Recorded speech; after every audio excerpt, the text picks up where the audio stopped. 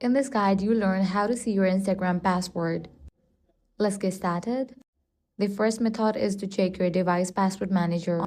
On iPhone, there is a built-in app named Passwords. Launch this app.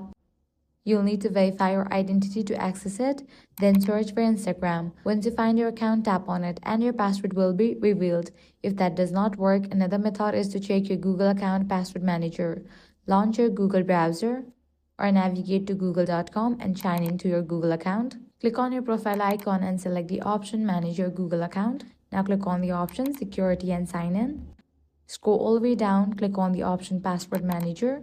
Search for Instagram, verify your identity, and you can reveal your password there. If you have multiple Google accounts, make sure to check each one. Finally, you can go directly through Instagram. Launch your Instagram app, then navigate to the profile page. Click on three bars. Now head over to the option Account Center. Click on Password and Security. Click on Change Password.